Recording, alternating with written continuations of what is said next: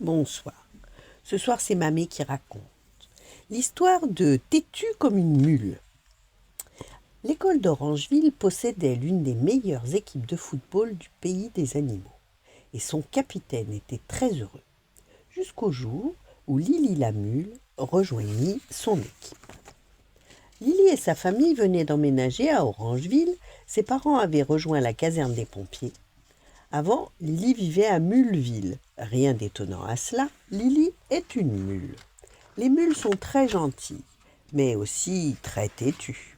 Nous allons voir ça. Comme Lily s'en mêle un peu les pattes dès qu'elle court trop vite, le capitaine lui proposa d'être gardienne de but. Lily réfléchit et lui demanda en quoi cela consistait. Le capitaine lui expliqua son rôle. « Tu ne dois pas laisser entrer le ballon dans la cage des buts. »« Ah bon ? Et pourquoi ?» demanda Lily. « Parce que... » « Parce que quoi ?»« Parce que chaque fois que le ballon rentre dans cette cage, l'équipe adverse marque un point. Et si elle marque plus de points que nous perdons le match. »« Ah, je vois, » répondit Lily. « Donc je dois empêcher le ballon d'entrer dans cette cage. » « C'est exactement cela. Tu as tout compris. » L'équipe d'Orangeville affrontait celle de Citronville. L'arbitre siffla et la partie commença. Soudain, le raton laveur de l'équipe de Citronville s'empara du ballon.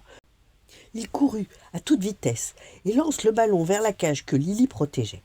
Lily se hissa sur ses pattes et l'attrapa à pleines dents. « Bravo !» crièrent tous les joueurs de son équipe, qui ne s'attendaient pas à ce que Lily joue aussi bien. Lily leur fit un grand sourire, tout en gardant le ballon entre ses dents, ce qui n'était pas si facile que ça.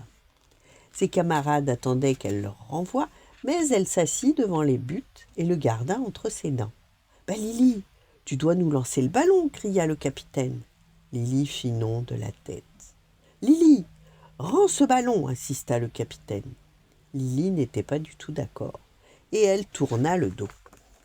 Les joueurs se regroupèrent autour d'elle pour la supplier de lâcher le ballon. « Non, non et non !» répondit Lily. « Si je vous le donne, vous allez encore essayer de le mettre dans mes buts et l'équipe adverse remportera la partie. »« Mais c'est tout le but du jeu, » lui expliqua le capitaine.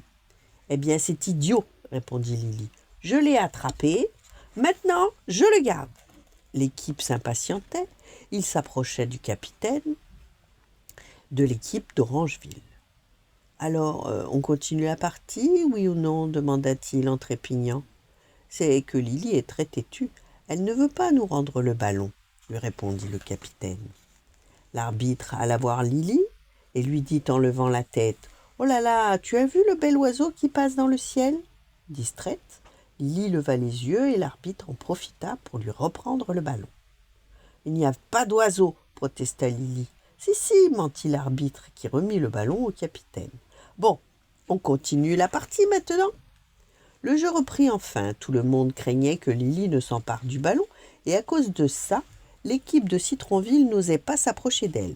Ce jour-là, l'école d'Orangeville remporta la partie.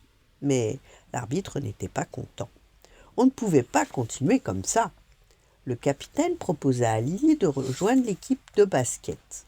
Au basket, il n'y a pas de but à garder, juste un panier troué dans lequel il fallait empêcher l'équipe adverse de mettre la balle. Lily fut d'accord. Elle trouvait cela bien plus amusant. Et elle alla s'asseoir dans le panier. Toute l'équipe supplia Lily de descendre, mais elle refusa. « Il faut bien empêcher la balle d'entrer dans le panier, n'est-ce pas ?» dit-elle en souriant. Depuis l'arrivée de Lily à Orangeville, lorsque quelqu'un s'obstine, on dit qu'il est têtu comme une mule. Et maintenant, vous comprenez pourquoi. Voilà. Bonne nuit, faites de beaux rêves et à demain.